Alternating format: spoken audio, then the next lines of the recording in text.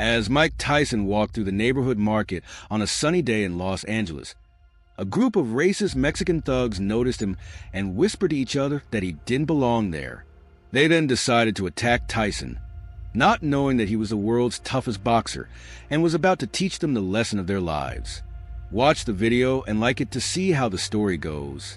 The East Los Angeles street market comes to life as Tyson walks through the maze of stalls and vendors. At a fruit stand, he meets Maria, an elderly woman who greets him with a warm smile. Tyson looks at the colorful array of fresh fruits and starts picking out some juicy oranges, his brawny fingers inspecting their quality. The unexpected presence of the once famous boxer charms Maria, who looks up at him with a mix of admiration and curiosity.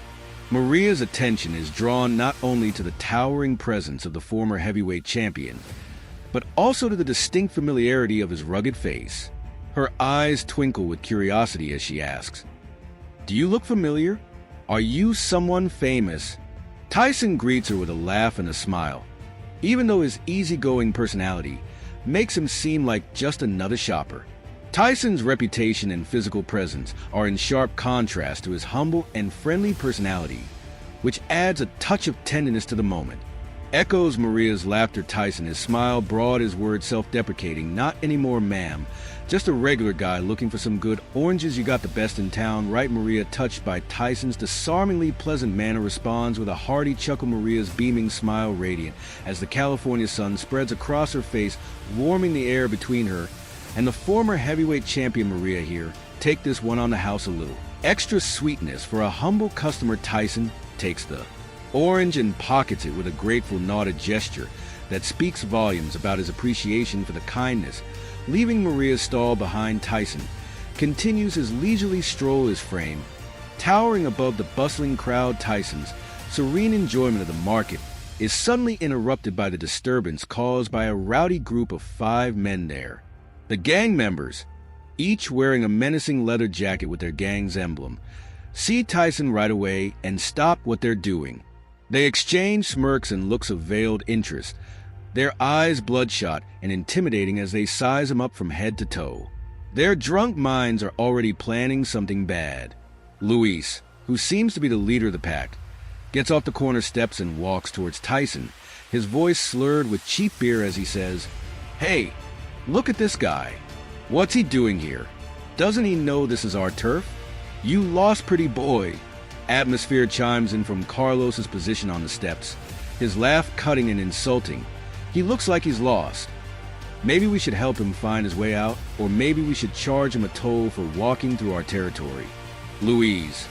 The other gang members snicker and egg Carlos on as they act more brazen, as the potential for trouble bruises Tyson. His years of experience in the ring and in life have taught him the art of patience, so he doesn't care about the gang's taunts, and he walks up the stairs anyway, ignoring their attempts to get into a fight. But Luis and his gang are not going to let Tyson off the hook. He approached the former champion Luis, his voice filled with menace. "Hey, you deaf or something? I'm talking to you. Don't turn your..." Even though Luis provoked him, Tyson's huge frame and calm demeanor almost scared the gang members. They looked at each other and said, "I'm not looking for any trouble, fellas. I'm just enjoying my day. Let's not ruin it." The gang members looked at each other with a brief moment of uncertainty, but Luis, backed up by his gang's presence, stepped closer to Tyson. Luis's face turned into a mean grin, and his words were dripping with sarcasm. He made fun of Tyson's plea for peace. Luis's words were heavy with sarcasm, and his tone was as sharp as a switchblade. His gang members laughed, and the rising threat of violence could be felt in their jeers. As they stand around the tall former champion, Carlos, feeling confident from his position in the group, puts his hand on Tyson's shoulder in a menacing way. Carlos's voice is low, and his eyes are sharp. "You look like you got some money on you. Why don't you share some with us? We don't want to have to get unfriendly." Tyson, who is the picture of patience, sighs with a mix of disappointment and resignation, his shoulders slumping with the weight of this pointless argument. Tyson's voice is tired, but he still commands, "I don't want any problems. Why don't you guys leave me alone? We'll all have a good day." Carlos's hand is still on Tyson's shoulder, and his smirk has turned into a sneer. "Lean in closer," Carlos says in a condescending voice. "Oh yeah." Luis, feeling empowered by Tyson's apparent passive resistance, walks up to the former champion and jabs his fingers into his chest like a dagger. Luis, in an angry voice, says, "Don't tell us what to do. This is our neighborhood. You don't belong here. You're in our territory now, old man."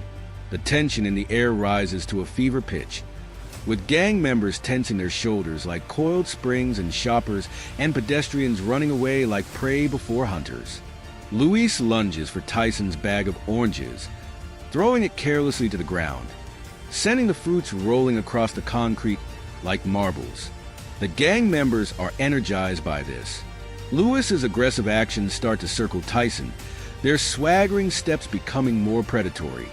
Luis, whose pride and anger are boiling over, stands defiantly in front of the titan like Tyson, his eyes flashing with a dare and his voice seething with venom. "What are you going to do about it, tough guy? You're going to cry about your oranges?" Luis asks. Tyson, whose face is a study in stoicism, stares back at Luis with a cold, unflinching gaze. His silence is scarier than any threat. Tyson, whose words are measured and powerful, his voice a weapon. "You've got one chance to walk away. Don't make me do something we both regret," Luis says, his ego refusing to back down. Down counters Tyson's warning with a taunting smirk, Luis's bravado threatening to tip into recklessness, or what Carlos, the obnoxious ringleader in this gang of delinquents, cackles in contemptuous amusement at Tyson's perceived softness, his laughter a piercing dagger of derision, Carlos's voice dripping with mockery. "Oh, look at this guy. He thinks he's some kind of tough guy. What's he going to do, punch us? I bet he can't even throw a punch." Anymore, the gang echoes Carlos' laughter there.